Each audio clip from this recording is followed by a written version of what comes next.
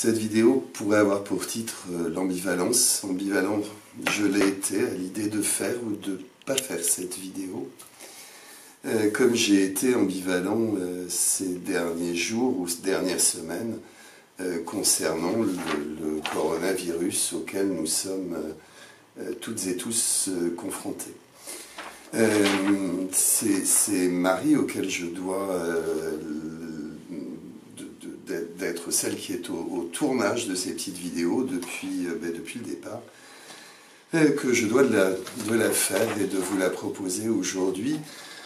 Elle pense, et peut-être a-t-elle raison, que j'ai quelque chose à dire de cette ambivalence-là. En matière d'effet du coronavirus, à quoi assistons-nous au-delà de la pandémie et des faits médicaux que chacune et chacun connaît à ce jour? Eh bien, moi j'ai dans un premier temps vu apparaître autour de moi des choses qui étaient du registre des préjugés ou des stéréotypes, et ça visait évidemment les Asiatiques en général, les Chinois en particulier. Tout le monde a sans doute en mémoire ces réactions de défiance dans les restaurants, dans les transports en commun, pour qui venait d'Asie et qui étaient assimilés aux Chinois. J'ai vu également apparaître des choses qui étaient du registre de la tentation, de la théorie du complot. Est-ce qu'on ne serait pas en train de vouloir faire passer le 49.3 de façon fluide, comme si de rien n'était, en profitant de l'inquiétude croissante et avec des médias qui étaient monopolisés sur le coronavirus? Est-ce que tout ça n'était pas orchestré par le gouvernement ou par le patronat peut-être? J'ai vu, et nous assistons actuellement à des choses qui sont du registre du besoin des besoins primaires de survie et de sécurité, avec ces supermarchés qui sont dévalisés, avec ces stocks de pâtes, de conserves, de papier hygiénique que certains de nos concitoyens et concitoyennes stockent pour les mois à venir, pour certains fiers d'être aussi prévoyants. Je vois plus proche de moi et peut-être nous concernant la majorité d'entre nous, le témoignage d'une forme de dissonance cognitive entre certains et certaines d'entre nous qui ont pu être ces dernières semaines dans le déni de la maladie, et je continue à vivre comme si de rien n'était. C'est pas la grippe qui va nous arrêter, des tentatives de rééquilibrage. La grippe tue 10 000 personnes tous les ans, et on est ici sur quelque chose qui serait peut-être plus insignifiant.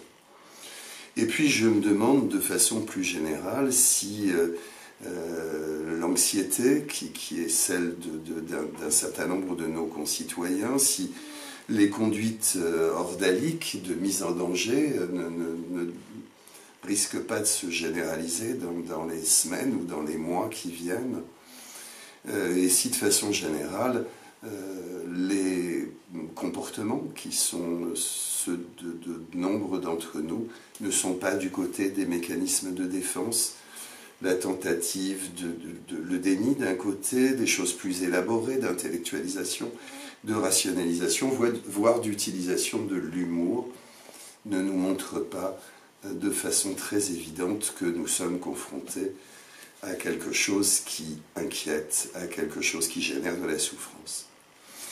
Alors, ça c'est peut-être la face la plus sombre. À côté de ça, eh bien, on mesure qu'il y a aussi de l'empathie pour les personnes qui sont touchées et pour les soignants, de la solidarité auprès de nos proches, de l'invention, le télétravail se généralise, de l'organisation dans le système de soins, du côté des entreprises, des banques, des impôts, de l'école, des arrêts de travail qui sont proposés aux salariés pour pouvoir s'occuper et conserver et garder leurs enfants à domicile.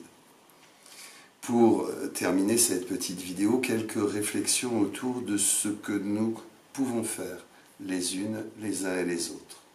Alors la solidarité, bien sûr, j'en parlais à l'instant, auprès de nos proches notamment, mais aussi des plus vulnérables de façon générale.